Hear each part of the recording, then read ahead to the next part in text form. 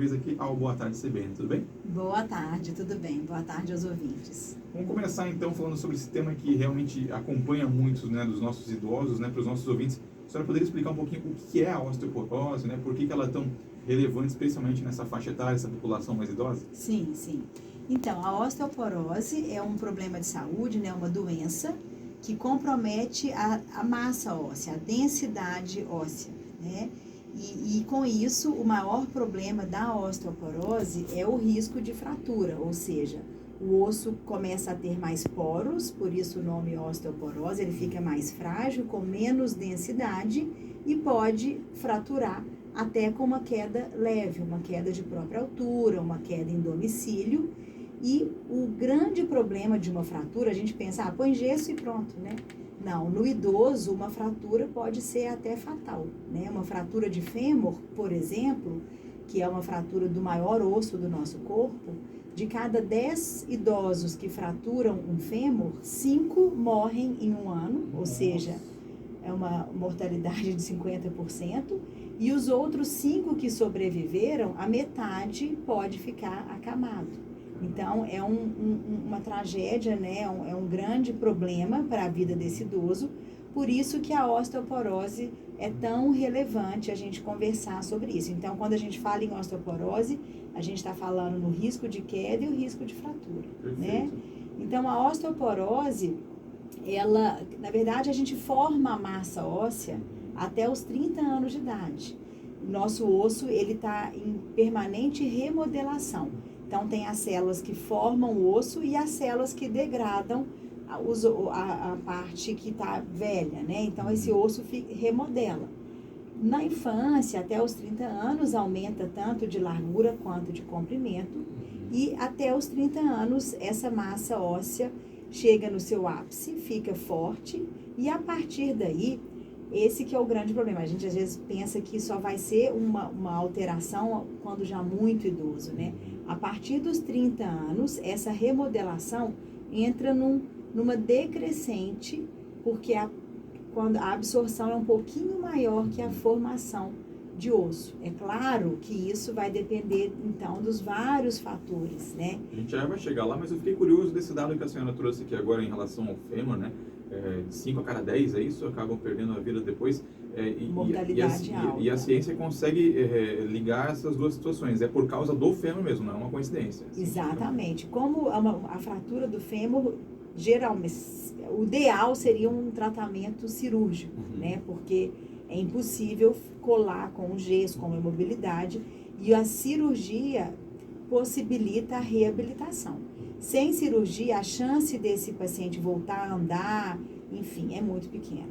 Então, a cirurgia já é uma cirurgia bem grande, deve ser feita de urgência, quanto antes melhor, ou seja, o paciente nem sempre está preparado. Muito complexa a cirurgia?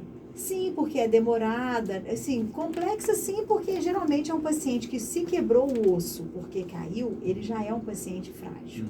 Ele já provavelmente tem problemas que levaram a isso, que são exatamente os fatores de risco, e fraturou o maior osso do corpo, com uma queda simples, na grande maioria das vezes.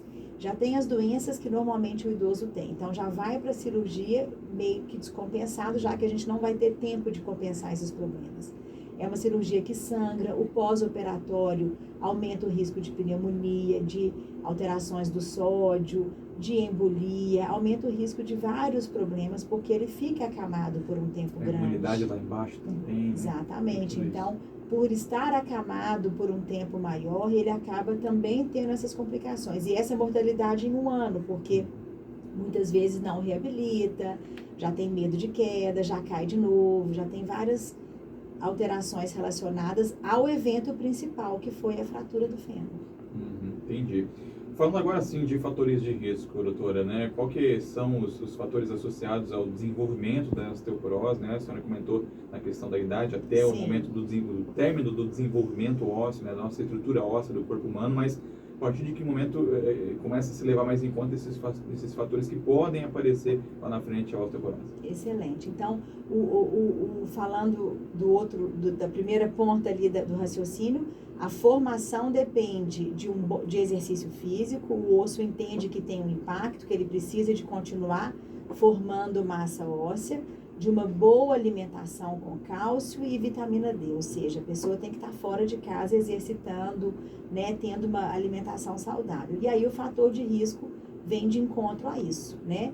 O maior problema é que a mulher, ela tem uma queda abrupta do estrogênio, que é a menopausa, e esse estrogênio, ele participa muito da formação da massa óssea. Então, definitivamente, as principais acometidas de osteoporose são as mulheres pós-menopausa. Não é mito, não é coincidência, não é lenda. Tem um fator científico para isso, então. Exatamente. Ligado à menopausa. Então. Exatamente. Então, essas mulheres pós-menopausa, com algum outro fator de risco que seja, não pode tomar leite, não tem uma dieta rica em cálcio, não se expõe ao sol, sedentária, se fuma, ingere muito álcool ou usa algum remédio que pode estar atrapalhando, ela tem que já fazer uma avaliação da sua densidade óssea e ver como que está a qualidade desse osso. Tudo contribui, né? Contribui. Então, nesse momento, ela não procura o médico porque ela está com dor de massa óssea baixa. Não existe sintoma da osteoporose, a não ser que tenha uma fratura,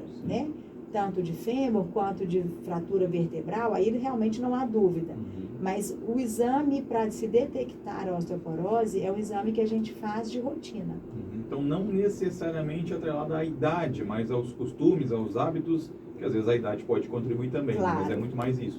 Contribui porque a mulher, normalmente é isso, 50 anos. Tem a menopausa precoce, que é um problema, mas enfim, normalmente é após os 50 anos. Perfeito. Em relação à genética, né? A gente sabe que a genética desempenha um papel bastante importante no caso também da osteoporose, quer dizer, se é que tem isso mesmo, a senhora pode explicar um pouquinho pra gente, mas existe essa relação, né, das pessoas que as pessoas possam fazer alguma coisa para diminuir o risco, caso tenha também um histórico familiar? Sim, então é isso, o histórico familiar de primeiro grau, né, pai, mãe, irmãos, se eu tenho pai, mãe ou irmãos, né, na minha família com osteoporose e fratura, principalmente fratura de fêmur, eu tenho mais risco de osteoporose, né? Então, eu sim, com certeza, além de cuidar da minha formação óssea, da manutenção da massa óssea, com todos esses cuidados, de não fumar, exercício físico, ingesta de cálcio, expor ao sol, eu posso fazer uma investigação mais precoce, né? Quando eu, por exemplo, começar a entrar no climatério, que já começa a ter essa queda do estrogênio, eu já posso fazer a minha investigação de densitometria óssea e ver a minha qualidade óssea, né? Muita gente também acha, doutora, que o envelhecimento, a osteoporose, elas caminham em paralelo e necessariamente vai chegar esse momento para todo mundo. Necessariamente vai chegar ou é possível retardar e viver uma vida completamente normal? Exatamente. Diz respeito a outras doenças, mas sem osteoporose até os 90, 100 anos? Sim, com certeza, né? É claro que precisa de um cuidado, mas com certeza a osteoporose é muito prevalente na mulher idosa, no homem também, depois de 70 anos pode ocorrer essa queda de hormônio e a gente acaba também fazendo uma avaliação de massa óssea no homem com mais de 70 anos, mas particularmente a mulher, que é uma doença muito mais da mulher, né, pelo fato da questão do hormônio também, mas definitivamente, não quer dizer que só porque eu sou idoso eu vou ter osteoporose. Eu acho que, além disso, a osteoporose tem tratamento e tem cura, né? Perfeito. Então, é um problema de saúde que, de fato, é muito prevalente no indivíduo idoso, mas dá para cuidar.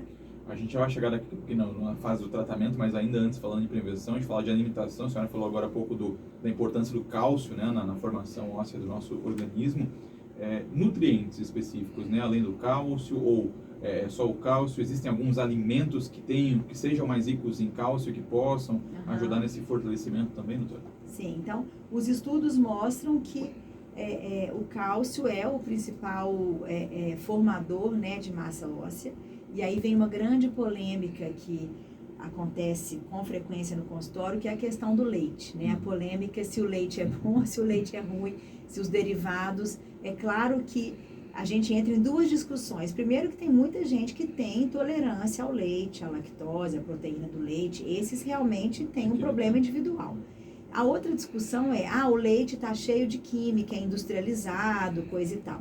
Claro, esse é outra discussão. Mas, de uma forma geral, é o leite e o derivado do leite que tem a maior quantidade de cálcio. De forma que eu consiga, iogurte, leite, né, enfim, que eu consiga tomar e ter a quantidade necessária, né? Porque também os verdes escuros, os vegetais verde escuro, principalmente ovo, castanha, amêndoa, peixe, tudo isso tem cálcio, mas para eu conseguir a necessidade diária, tem que ser um balde de espinafre. Entendi, não compensa, né? É muita coisa, então muitas vezes... Por isso que se fala tanto do leite, né? Que ele é mais rico, né? É muito rico. Pequena um copo quantidade... de leite tem, em média, 300 miligramas de cálcio nesse copo. Seria suficiente para um dia, no nosso E aí, ideal? então, se for mulher na menopausa, que precisa de 600 miligramas, seria um copo de leite e um iogurte. Ou um copo de leite, 2 ovos, aí o resto vem no alimento.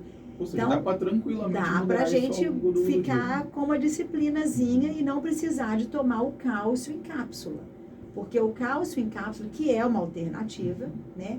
Não sei se você já viu algum, é desse tamanho. É muito grande. É um comprimido grande que pode aumentar o risco de constipação intestinal. Os idosos têm uma certa dificuldade. Às vezes a absorção demora um pouquinho mais também, né? No caso de... Não é nunca igual ao alimento, né? O alimento, de fato, porque além de tudo vem com proteína, que é bom para o músculo, que vai ajudar no fortalecimento, né? O alimento, ele tem outras características que... Tem muita gente que também, né, doutora, aproveitando o gancho, não é diretamente relacionado à osteoporose, mas muita gente recorre àqueles polivitamínicos de farmácia, que a gente sabe que muitas vezes não é a quantidade adequada àquele organismo. Nossa, você falou tudo. Às vezes uma coisa também anula a outra, né? Uma vitamina anula Às vezes a pessoa pega um polivitamínico que tem uma quantidade minúscula do que ele precisa de fato. E muito do que já tem. E muito do que já tem e muita coisa que não precisa. Então, esses polivitamínicos, a sugestão é que sempre veja com o seu médico, né? De fato, o que você precisa daquilo tudo, qual a quantidade ideal para cada um. Muito bem, a gente falou de alimentação, agora eu chego ainda falando em prevenção, mas falando de atividade física. Atividade física, né, a gente não precisa bater aqui na mesma tecla, mas mais especificamente com impacto, com baixo impacto, com nenhum impacto, porque quando a gente fala de osso, e ontem a gente teve uma entrevista interessantíssima aqui também sobre articulações, né, que está muito envolvido também. No caso, pensando agora na saúde dos ossos, baixo impacto pode liberar impacto, zero impacto, o que a senhora consideraria? Eu até iria além disso, o paciente pergunta, doutora, que atividade física eu faço? Eu falo, a que você gostar, porque o mais importante é a permanência e a continuidade. Movimento mesmo. Isso, porque assim, eu falo, então você vai fazer musculação. A pessoa detesta musculação.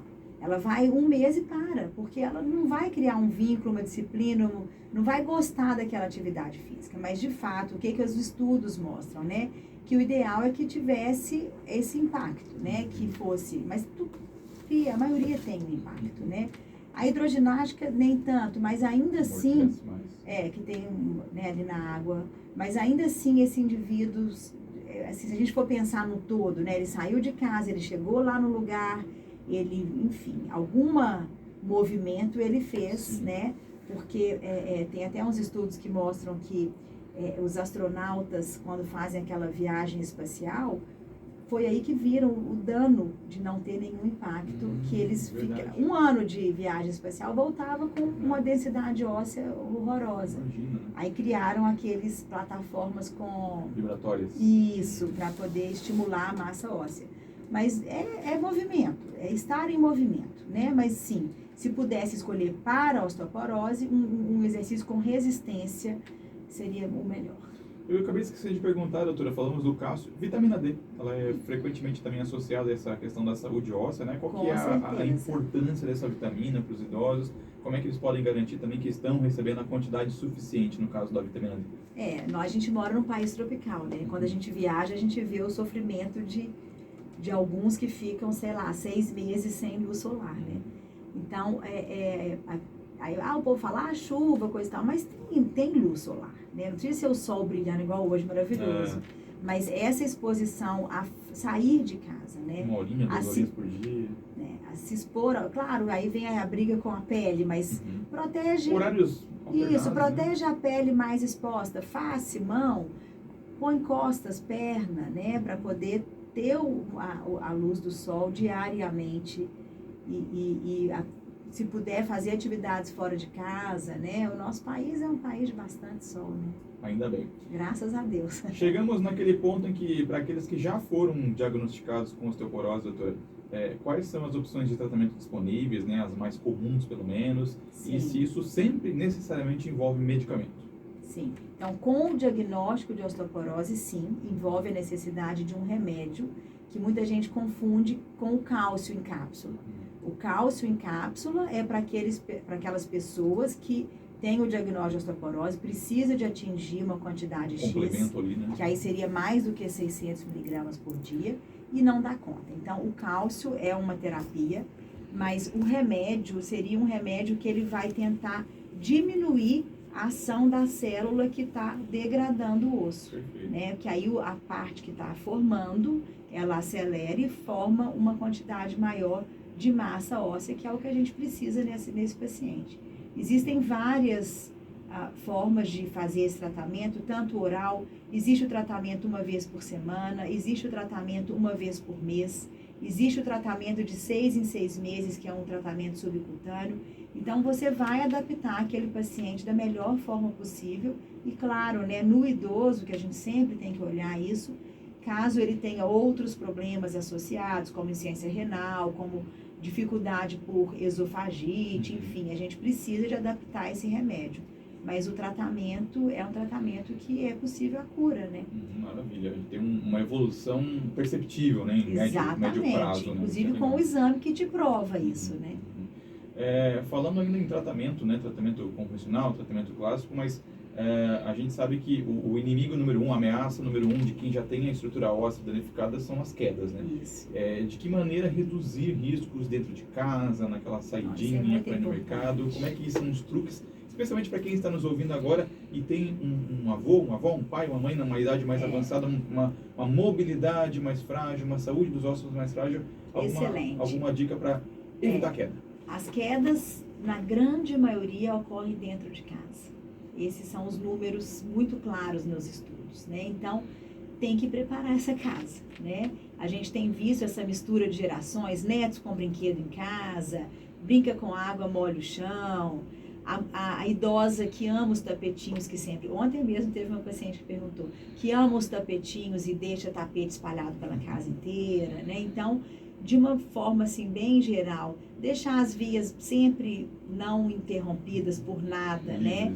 Se tiver já com risco de queda, a gente avalia esse risco, pôr barra no banheiro com barra, elevar o vaso sanitário, porque é uma hora que tem um pouco mais de dificuldade. Força, né? À noite, deixar a luz de presença, que hoje é um custo super baixo, né? De pôr aquela luz que acende quando o idoso se movimenta. Evitar chão escorregadio, né? Pôr sinalização para degrau. Uso de bengala, eles detestam a bengala. Eu acho que aquele símbolo do idoso prejudica o idoso. É uma admissão da idade, né? Meu Deus, às vezes eu brinco, me fala, o senhor não tem cara de idoso, né? É só a bengala que vai denunciar.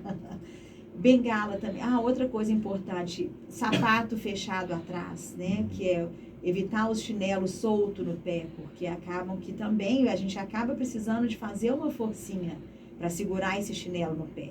E acaba que, enfim, pode ocorrer um acidente, né?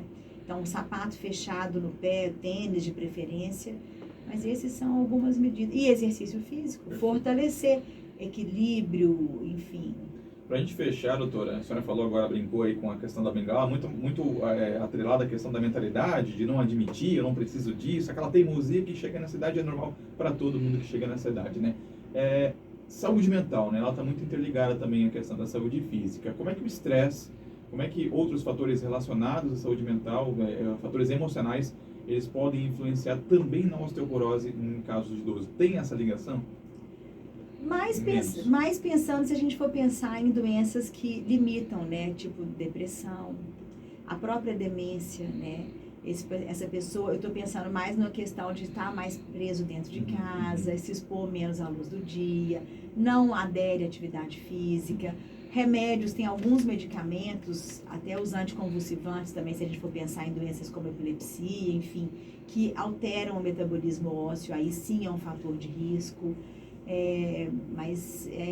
E aquilo que você comentou, né? Às vezes a pessoa teve a vida inteira uma personalidade, não aceitação do cuidado. Então essa pessoa não vai mudar, né? É uma pessoa que vai ser o eterno teimoso, resistente a orientações, aconselhamento. Claro que isso aumenta o risco também, né? Para fechar, agora sim, dica final da doutora aí para quem está na casa dos 25, 30, 35, 40 até 50 anos, que está interessado em garantir a sua saúde óssea para quando chegar lá na terceira idade, o que não pode abrir mão nesse momento da vida? Nossa, eu falo isso direto. Se me convidarem para ir no Maracanã de olho fechado e eu tiver que fazer uma recomendação, exercício físico. Sempre. É clichê, tudo, mas né? é válido. É clichê, mas é válido. É bom para a saúde mental, é bom para a massa óssea, é bom para o coração, é bom para o colesterol. E regular, tá, gente? Não adianta jogar uma peladinha ali uma vez por semana, não. É academia ou eu estava até lendo livre. ontem, tem um estudo sobre as zonas azuis, depois pode ser um tema bom para gente. Que são essas regiões que têm maior número de centenários, longevos e saudáveis. Eles falam muito que nem, se você não quiser academia em si, que vá de bicicleta, anda a pé, vai fazer uma comprinha, vai a pé, vai fazer tudo que você puder movimentar seu corpo, porque a gente até controle de televisão, nem na televisão a gente vai mais. Aqueles 2 metros a gente não caminha mais, né? No sofá é mais fácil. Então eles falam muito nisso, na atividade inserida no dia a dia. Muito bem, doutora Francisca Skoralik, médica geriatra do Instituto Reage. Já deixa eu fazer uma provocação aqui, estava conversando antes com a doutora Francisca, antes da gente entrar no ar aqui. Você, nosso ouvinte, pode sugerir a próxima pauta do Instituto Reage. Toda quarta-feira, às 14h aqui, eles pensam com muito carinho uma pauta que seja interessante para os nossos ouvintes, mas às vezes a gente não se toca, né, de algum tema que pode estar associado a essa questão do envelhecimento saudável, né, os temas ligados à terceira idade. Então você que está nos ouvindo agora pode sugerir uma pauta para a semana que vem, para as próximas semanas. 47 é o DDD 999723493. Não adianta ligar, gente, é mensagem no WhatsApp, tá? 999723493. Doutora Francisca, muito obrigado mais uma Muito vez. Obrigada pela oportunidade. É sempre maravilhoso essa quarta-feira. Isso aí. Sigam lá no Instituto Reage no Instagram, que tem mais detalhes e dicas valiosas por lá. 2h29, esse foi o nosso Expresso CB.